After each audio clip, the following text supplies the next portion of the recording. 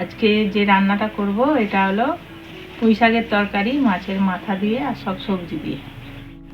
পুঁই শাকটা দেবো এই সব আনাজগুলো, এই যে আলু, কচু, পটল, কুমড়ো, বেগুন, ওর মধ্যে দেবো। আলুটা এবার কেটে নিচ্ছি এইভাবে ছোট ছোট করে, ছোট ছোট করে কেটে নিলে কুমড়োটা কেটে নিচ্ছি।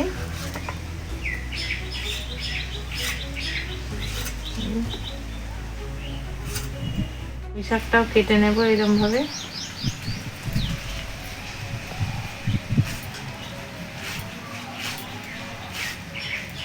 সব কাটা হয়ে গেছে, পুঁই শাক এই সবজিগুলো সব কাটা হয়ে গেছে।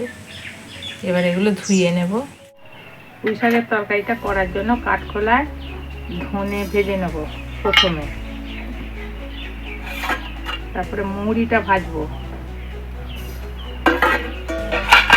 অল্প একটু জিরে দেব,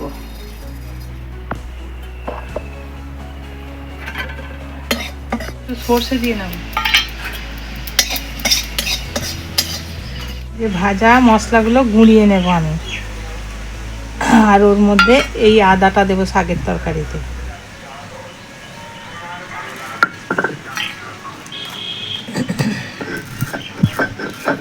জলটা গরম হয়ে গেছে, এই পুঁই শাকগুলো একটু জলে দিয়ে একটু ভাপিয়ে নিয়ে জলটা গেলে ফেলে দেবো।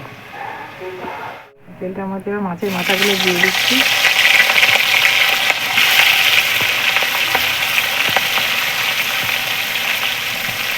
দেবো সেই বড়িগুলো আমি ভেজে নেব, ভেজে নিচ্ছি লাল করে। কাটা আনাজগুলো এই তেলেতেই ভেজে নেব।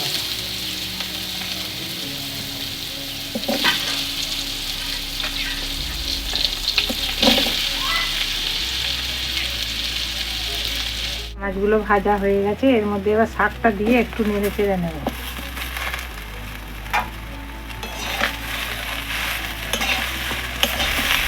এর মধ্যে এবার পরিমাণ মতো নুনটা আর একটু হলুদ গুঁড়ো,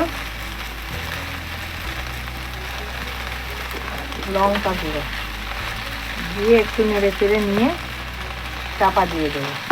এর জন্য জল দিয়ে দিয়েছি, এবার এটা চাপা দিয়ে দেবো। একটু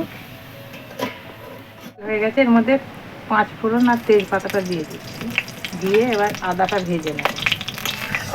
এবার আদাটা দিয়ে একটু ভেজে নিচ্ছি।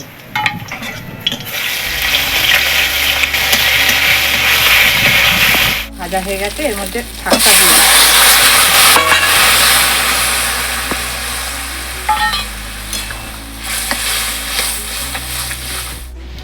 মাছের মাথাটা ভেঙে নিয়েছি, এটা দিয়ে দেবো শাকের মধ্যে।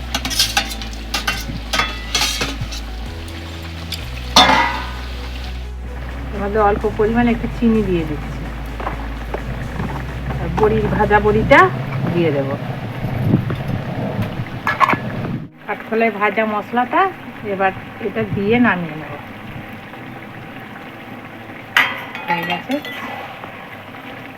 তরকারিটা করেছি, দেখছেন কত সুন্দর দেখতে লাগছে। মাছের মাথা দিয়ে ভালোই লাগবে খেতে।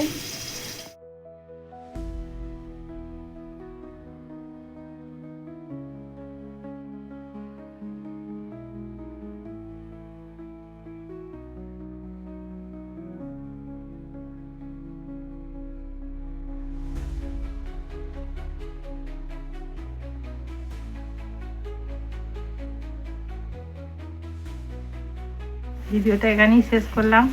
ছোট্ট রেসিপিটা কেমন লাগলো জানাবেন, চ্যানেলটি সাবস্ক্রাইব করবেন। নমস্কার বন্ধুরা, ভালো থাকবেন, সুস্থ।